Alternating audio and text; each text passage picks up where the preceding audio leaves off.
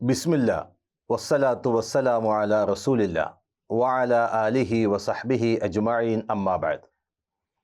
സഹോദരന്മാരെ, സഹോദരികളെ, വിശുദ്ധ ഖുർആൻ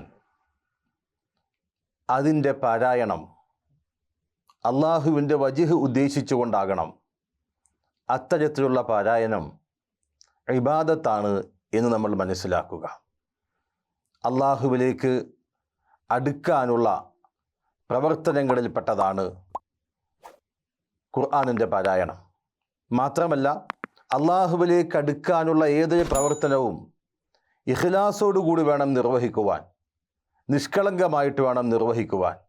അതില്ലെങ്കിൽ അത് അതിൻ്റെ ആളിലേക്ക് തന്നെ മടക്കപ്പെടുന്നതാണ്, എറിയപ്പെടുന്നതാണ് എന്ന് നമ്മൾ മനസ്സിലാക്കുക.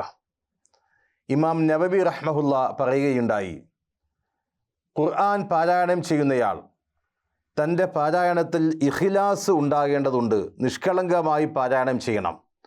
അതുകൊണ്ട് അവൻ ഉദ്ദേശിക്കേണ്ടത് അള്ളാഹുവിൻ്റെ വജ്ഹിനെയാകണം, മറ്റൊന്നും ഉദ്ദേശിക്കുവാൻ പാടില്ല എന്ന് ഇമാം നവവി റഹ്മഹുല്ല സൂചിപ്പിക്കുകയുണ്ടായി.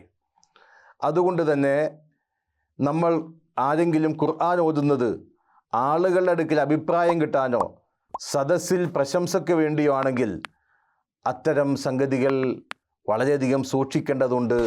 അത് ശിക്ഷയ്ക്ക് കാരണമാകും എന്ന് മനസ്സിലാക്കുക.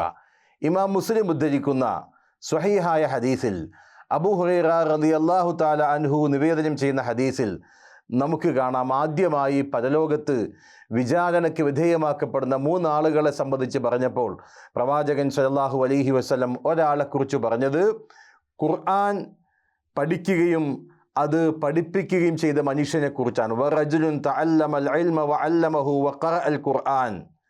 ഇതാ ആ മനുഷ്യൻ അറിവ് പഠിക്കുന്നു, അത് പഠിപ്പിക്കുന്നു, ഖുർആൻ പഠിക്കുന്നു, ഖുർആൻ വായിക്കുന്നു, ഖുർആൻ ഓതുന്നു. അങ്ങനെയുള്ള ആളെ അള്ളാഹു ഹാജരാക്കിയിട്ട് അയാൾക്ക് കൊടുത്ത എല്ലാ അനുഗ്രഹങ്ങളെക്കുറിച്ചും അള്ളാഹു ഓർമ്മിപ്പിച്ചിട്ട് ചോദിക്കും, നീ ആ വിഷയത്തിൽ എന്ത് ചെയ്തു?